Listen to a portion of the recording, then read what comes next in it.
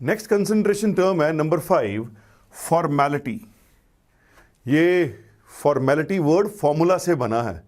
आज से नहीं जैसे स्टूडेंट्स बात करते हैं कि वो काम करने की क्या फॉर्मेलिटी है या नहीं है, ये फॉर्मूला से आ गया फॉर्मेलिटी।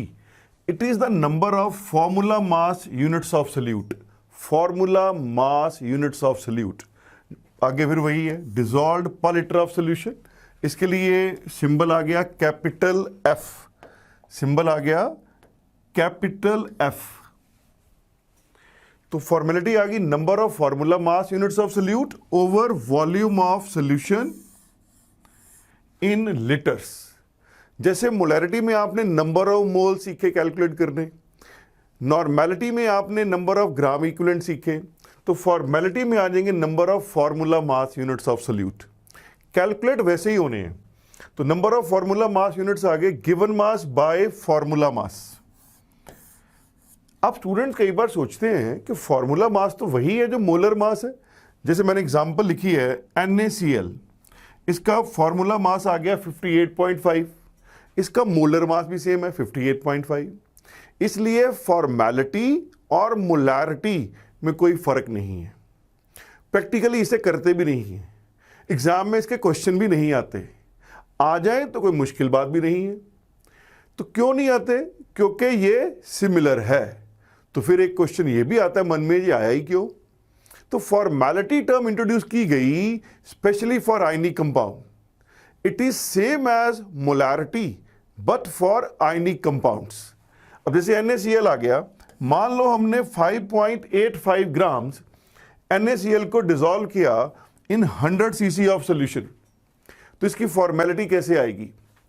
वही formula given mass by formula मास। तो 5.85 ओवर 58.5, वॉल्यूम को लीटर में कन्वर्ट करना है तो 100 बाय 1000 ऊपर चला गया, ये काट के आ गया 1, इसलिए हम इसको बोलेंगे 1 फॉर्मल 1F। अब हम जनरल फॉर्मूला लिखेंगे फॉर्मेलिटी के लिए। In general if we dissolve W2 grams of solute in VCC of solution, तो इसकी फिर फॉर्मेलिटी कैसे लिख सकते हैं? तो वो आ जाएगा W2 बाय F2। तो सारे फॉर्मूले एक की तरह चल रहे हैं। W2 बाय F2, यहां पे F2 आ गया formula mass of solute, W2 by F2 into 1000 by V। It is same as molarity but applied for ionic compounds only. ये मैंने पहले भी आपसे शेयर किया कि फॉर्मेलिटी सिर्फ हम आयनिक कंपाउंड्स में अप्लाई करते हैं। सिक्स्थ कंसंट्रेशन टर्म आ गई मोल फ्रैक्शन। इसके लिए सिंबल यूज करते हैं X, या इसको काई भी बोलते हैं ग्रीक में। ज्यादा पॉपुलर X है लेकिन टेक्निकली इट इज काई। तो it is the ratio of number of moles of one component to the total number of moles present in the solution. एक कंपोनेंट के mole divide by total number of moles. जैसे हम example ले लें कि अगर N2 moles of solute हम dissolve करें in N1 moles of solvent, हम सिंबल क्या यूज कर रहे हैं? 2 for solute and 1 for solvent. तो N2 मोल्स को N1 मोल में डिसॉल्व कर रहे हैं, इसलिए मोल फ्रैक्शन ऑफ कंपोनेंट 1 या सॉल्वेंट X1 क्या आ जाएगी? जिसकी मोल फ्रैक्शन निकालनी है उसके मोल divide by total number of moles. तो X1 आ गई N1 over N1 plus N2। ऐसे ही अगर हमने X2 निकालनी है तो वो हमारे पास आ जाएगी N2 over N1 plus N2। जिसकी मोल फ्रैक्शन निकालनी है उसके मोल divide by total number of moles. अब क्योंकि ये फ्रैक्शन है, अगर हम सारी फ्रैक्शन जोड़ लेंगे तो मैथमेटिकली आंसर क्या आ जाएगा? 1। इसलिए लिख लिया X1 plus X2 equals to 1। अगर हमें एक पता हो दूसरी सॉल्व हो सकती है, तो ऐसे ही X1 क्या आ जाएगी? इसको उठा के उधर ले गए तो X1 आ गई 1 माइनस X2, और अगर X2 निकालनी है तो 1 माइनस X1। अब क्योंकि मोल फ्रैक्शन रेशो है ना, तो ये लिखते वक्त कभी साथ में यूनिट्स नहीं लिखने। तो it is a dimensionless quantity.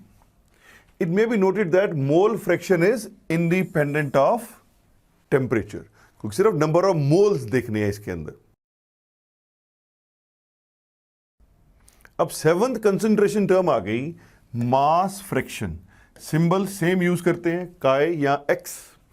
It is the ratio of mass of one component to the total mass of solution. जैसे मोल फ्रैक्शन में था number of moles of one component by total number of moles, यहां पे वही काम मास के साथ है। प्रैक्टिकली इसे हम यूज नहीं करते, बहुत कम करते हैं, क्योंकि जिधर भी मास आएगा उसको मोल में कन्वर्ट कर लेंगे तो मोल फ्रैक्शन ही चलती है। तो अगर हमने इसको लिखना हो तो W2 ग्राम ऑफ सोल्यूट, मान लो W1 ग्राम ऑफ सॉल्वेंट में डिसॉल्व किए हैं, तो mass fraction of component X1 क्या आ जाएगी? तो आपके पास आ गई W1 over W1 plus W2। जिसकी मास फ्रैक्शन निकालनी है उसका weight divide by total weight. तो ऐसे ही X2 क्या आ गया? W2 over W1 plus W2। अब जैसे ये X2 लिखी है हमने, W2 क्या है? मास of solute. W1 plus W2 क्या है? मास ऑफ सोल्यूशन। अगर हम इसको 100 से मल्टीप्लाई कर देंगे तो वो बन जाएगी मास परसेंटेज, वो बन जाएगी मास परसेंटेज। अब जैसे हमने मोल फ्रैक्शन में किया था कि फ्रैक्शंस जो हैं वो इक्वल टू 1 आ जाएंगी, तो यहां पे भी आ जाएंगी। और अगर एक हमें पता है, दूसरा सॉल्व हो सकता है। तो X2 अगर हमने सॉल्व करना हो, अगर X1 पता हो, तो फॉर्मूला आ जाएगा X2 is equal to 1 minus X1। अब आ गई 8th कंसंट्रेशन टर्म जो कि लास्ट है, पार्ट्स पर मिलियन, ppm। आपने पढ़ी थी परसेंटेज, मैंने आपको बोला था कि उसे बोल सकते हैं पार्ट्स पर 100, pph। तो ये वैसे ही है, पार्ट्स पर million.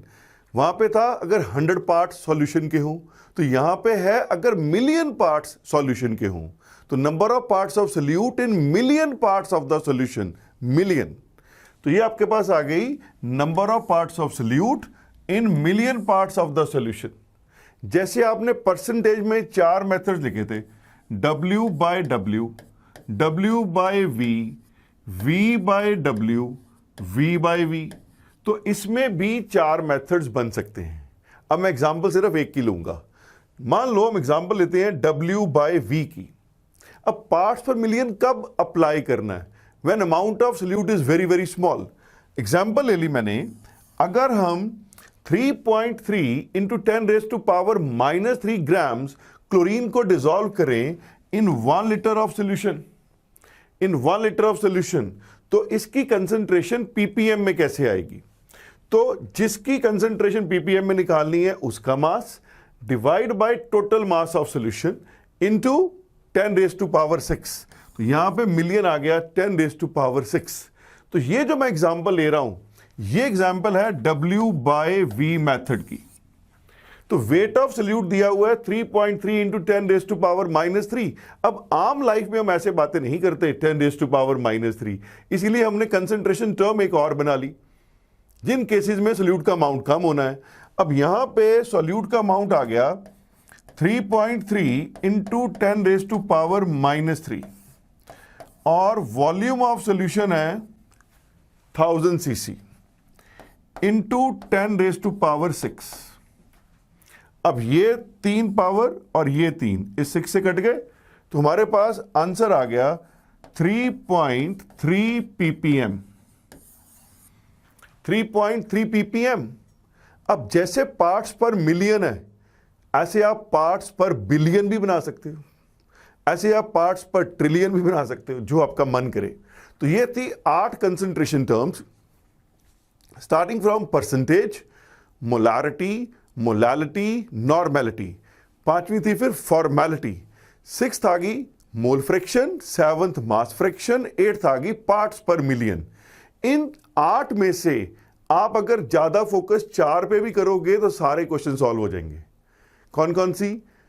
Molarity, molality, normality, mole fraction. Percentage तो आती रहनी है।